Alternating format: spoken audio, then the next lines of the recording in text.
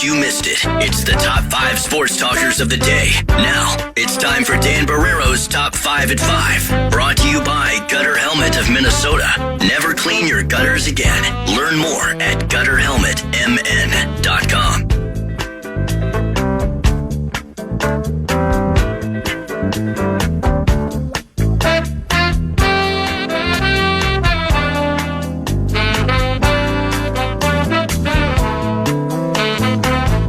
Here's my pledge to you. If you'd like to extend the top 5 at 5 into the 520 Sports Fix, we can sure do that because we're kind of wide open the rest of the way and we're out relatively early. So I'll leave it to you to decide how much material you think you have. Yeah, we'll kind of see how it goes. Okay. We'll kind of see how it goes. We'll start with the Vikings and our breaks. I'm still trying to figure out our breaks for the 5 o'clock hour. Yeah, it's a little tricky.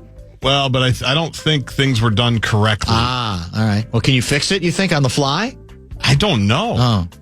Do we just should we just leave now to get all the commercial breaks in? No, it's not that. The boss has a football game tonight, so he's not available. Okay. All right. Well. So I don't really know what to do here. And I can't really look ahead until just now. So That's a good on-air production meeting to have. So we'll go a couple of minutes here. Maybe we'll pause, come back on the other side with some other stuff because we are out a little bit early because of Viking shows we have to get in and then the Minnesota Wild preseason game. Jonathan Allen didn't have any DNP or limited or anything. He's just resting. Okay.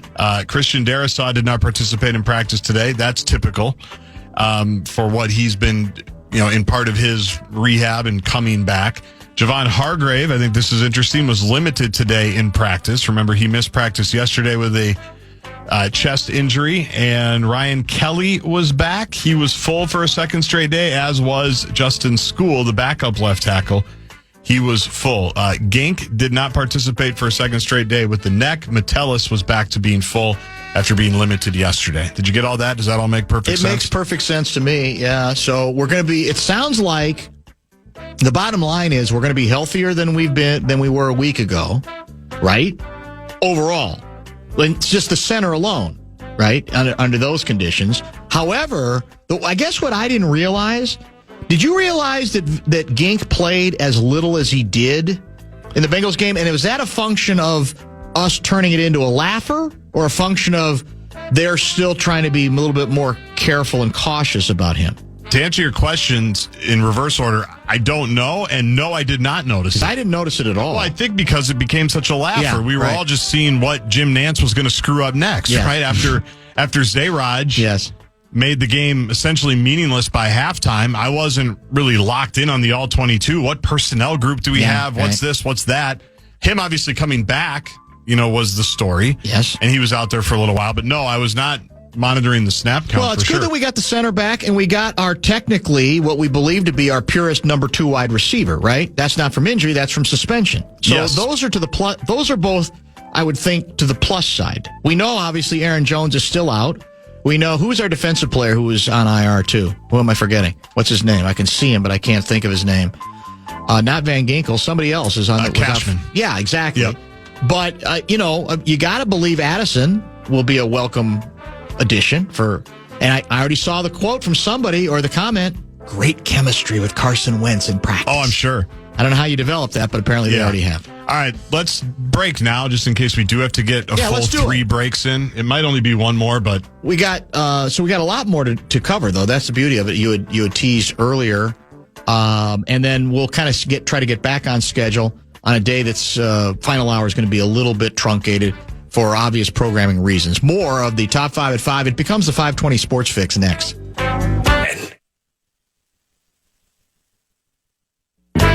Just in case you missed it, it's the top 5 sports talkers of the day. Now, it's time for Dan Barrero's Top 5 at 5. Brought to you by Gutter Helmet of Minnesota. Never clean your gutters again. Learn more at gutterhelmetmn.com. We were reminded by a listener that it was pre-planned for Gink to play a limited number of snaps. I have now read that. I'm well aware of that. For me, it also is worthy of discussion a little bit about, all right, well, then what can be expected this next game? Is he back full?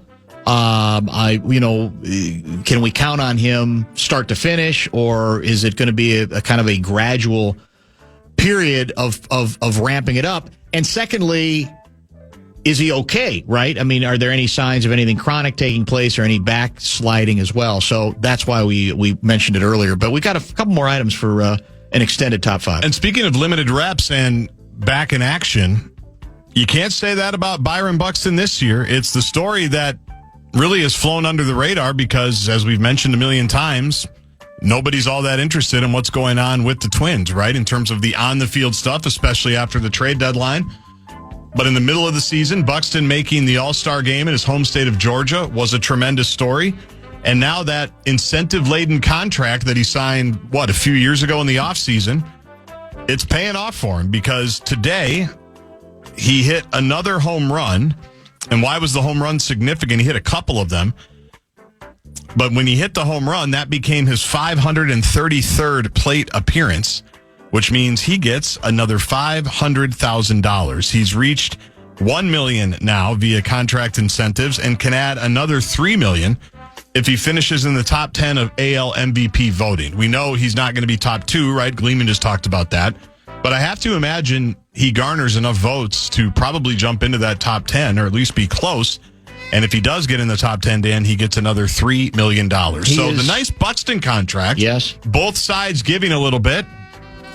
Would have been great if the team was good. They weren't, but at least he's earning his big money for really the first time. And he has already played in 124 games. Think about it. That's the most he's played in since 2017 when he played 140. He is at 124 as we speak. That's 22 more than last year. Nobody can argue with those numbers, right? None. Nobody could argue with the he's had a great year. He's had a very good year, and he's been out on the field a percentage of times that is more than workable and gives him plenty of time to be very productive. And maybe this is the start of a whole new period of a new chapter of his career, where it's not like, half the season he's gone. Half the season he's gone. Less than that, he's gone. We've talked about this. He's been very unlucky, and maybe that bad luck has run out, and now he's going to be in a stretch where he's going to play 130 games or more for several seasons. Will it matter? That's the question. Or will he continue to be irrelevant because the team is? And he's got the no trade clause, right? He's told us he wants to stay a Twin. He does, although he recently made some comments to the Pioneer Press that by his standards seemed a little bit crankier about, hey, I'm here to win, and let's see where this thing is going, and this will be my third rebuild in the amount of time I've been here, which would seem to indicate some exasperation with the current condition of the franchise. Wolves announced today kind of their broadcast plans. It affects us because we are your home for Minnesota Timberwolves basketball. Should remind people that tomorrow night's Lynx Mercury Game 3 can be heard right here on The Fan. Sunday can be heard on KFAN Plus, as well as the Lynx channel of your iHeartRadio app. Every game can be heard on the app. Same deal for Wolves games. Every single game will be on the Timberwolves channel of your iHeartRadio app. That's the third straight year we've done that. And most of them, I shouldn't say most, but plenty of them are also right here on The Fan, FM 100.3 KFAN. You will hear Alan Horton every single time you turn on your radio or your iHeartRadio app.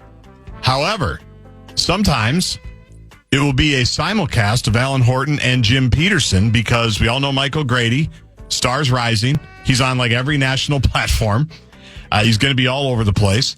Johnny just did a nice piece. I read it last night. You referenced it yesterday. It was very good. So Alan Horton, congratulations to him. He will slide to the TV chair when Grady is gone on national assignment, and we will be carrying a simulcast of that on The Fan or the Timberwolves channel of your iHeartRadio app. So that is really the big news of the Timberwolves broadcast stuff, that it's going to be pretty much all Horton all the time on The Fan. Well, I'm glad you clarified that because we were talking, Gleeman and I were talking during the break. Aaron Gleeman was just in studio with us for the 3 o'clock, or they should say the 4 o'clock hour. And he was asking that, well, are they hiring anybody else for radio? And you've answered it. So games where Grady's not available, it will become a simulcast where whether you're listening on the radio or watching on TV, Horton will be the main voice that you hear along with Jim Pete. Yes, exactly. Leah B. Olson will handle sideline coverage for all the home games. And they're bringing in some other sideline reporters for the road. Interesting. That also work for other teams. I think it's kind of a Bally thing. 'Cause things are changing with studio shows. Save some dough? I don't know. Yeah. Not sure. Sounds like a poll ad kind of a move. It's interesting. Yeah. And then Marnie will be on Wolves Live with Rebecca Brunson before and after the game. So that's what we know there. I think that's pretty much it because we are due for another break, and we're out about 5:40 tonight. All right, well, let's get one more pause in. I got a couple of interesting texts that have come in within the last hour for us to address, and then we'll let you know why we're out early today and what we have coming up on a very busy program tomorrow. Show Wrap brought to you as always by American Pressure, commercial-grade pressure washer since 1975. It's the Bumper to Bumper Show Wrap. It's the Minnesota Sports Calendar of Calamity. Gaardsy, what took place on this date in Minnesota sports calamitous history, the year 2021? This is Bowling Green, isn't it? That's it. Yeah, I saw this earlier today. 14-10, Dan Minnesota reminds us. We were shocked by Bowling Green. The Gophers entered the game as 31-point favorites. I don't remember much about this game, even though it's not that long ago. What stands out to you? That they couldn't do anything offensively. That was it. I think this is in the pre-Max Brosmer era, before they started throwing it all over the place. Yeah. I think they were very stubborn about running the ball. If I remember correctly, it's in that vintage, in that era. I think they were coming off a pretty dominant victory, maybe against Colorado, if I remember right. And they felt like they could just move the ball and run the ball. They couldn't. And next thing you know, they're in the meat grinder. And I just had Tanner Morgan on one of the podcasts. He was doing the Big Ten Network game for Northwestern State. And he talked about all of a sudden you have this team you're supposed to kill, and it's a close game. And you know it, and they know it, and everybody in the building knows it. And all of a sudden you're just like, oh, my God, we're going to lose. Or this isn't going how it's supposed to go. And then you play poorly, and they lost. That was indeed cataclysmic. Yeah, that defines a cataclysm, I think, across the Minnesota sports landscape. Don't worry, they got their revenge in the most recent Quick Lane Bowl. They did, didn't they? Against Bowling Green. They exercised that team. Was that the row the boat battle cry? Revenge for 2021? No, it was go 1-0 in the Bowling Green University week. I should know better than that. Yeah, you should know better than that. But yes, people that enjoyed the satire said, hey, we got that one back. Bowling Green in Detroit. Several callbacks via the text line I want to try to squeeze in here. Good afternoon, Dan. Regarding Hawaii sunsets, you are correct. This is Mike in Plymouth. Due to Hawaii being closer to the equator, the residents of all the islands of Hawaii will have 365 sunsets of 6:45 p.m. or slightly earlier. Unlike Minnesotans in the summer, they will never have the opportunity for post-dinner time twilight walks or outdoor backyard activities. As you know, it gets pitch black dark, and thus we should feel sorry for Hawaiians in this particular Yeah, we're going to flex on our after-dinner walk for sure. We got that going. Yeah, we do. Hawaiians can't match that. They can't. Never could, never have. Local angle on the Squeaky Fromm assassination attempt front. We were talking about that earlier. Sarah Jane Moore, the would-be assassin of President Ford, has died at age 95. The Secret Service agent, and by the way, Squeaky Fromm was responsible for the other assassination attempt 17 days later of President Ford. The Secret Service agent who grabbed the gun from Squeaky was Wells, Minnesota's own Larry Buendorf. Wow. Born and raised in Wells, a small farming town in south central Minnesota, graduating from Wells High School in 1955. Good historical nugget from Kurt, I should say, out of Easton. And last, this is a good callback to how we started the show. Some troubling quotes from Phil Simms on the present and future of one J.J. McCarthy.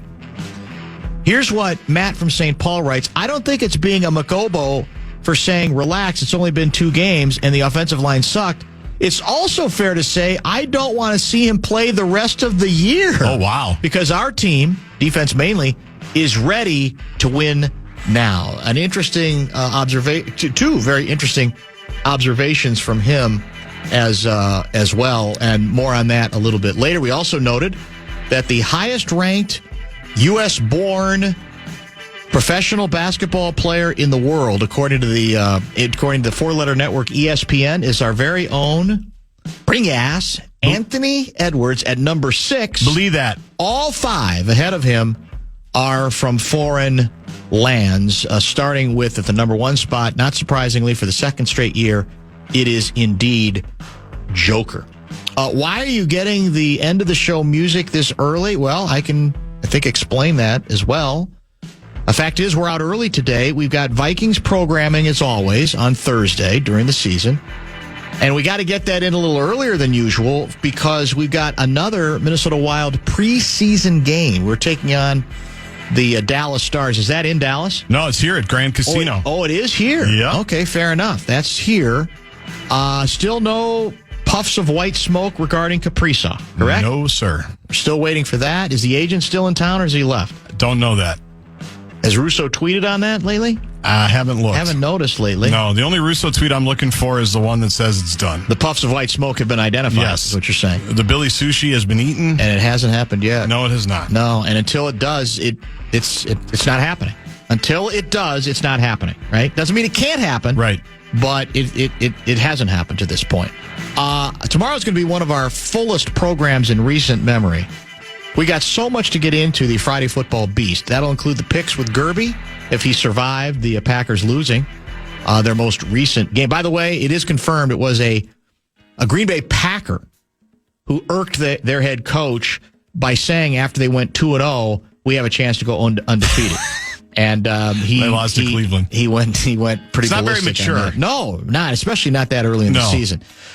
Tomorrow, in addition to picks, Gessling from across the pond, Sean Salisbury moved from yesterday to today, Lavelle E. Neal III, and the Mitch Rapp author of this age right now, Don Bentley, is going to join us about his new Mitch Rapp novel, highly acclaimed. It is out, or at least, well, I shouldn't say that. I have a copy of it. It's about to come out, correct? Next week. And Don Bentley, we learned a year ago, is a terrific interview. So he's going to join us, I think, by telephone? Yes. Is that the plan? Very full show. Thank God we have 3.5 hours to get through it all, correct? We're going the distance tomorrow? I hope so. Even better. Coming up next, as I said, it's Viking stuff leading into Wild in Dallas. Enjoy the evening. We'll talk to you tomorrow beginning at 3. Where are we, America?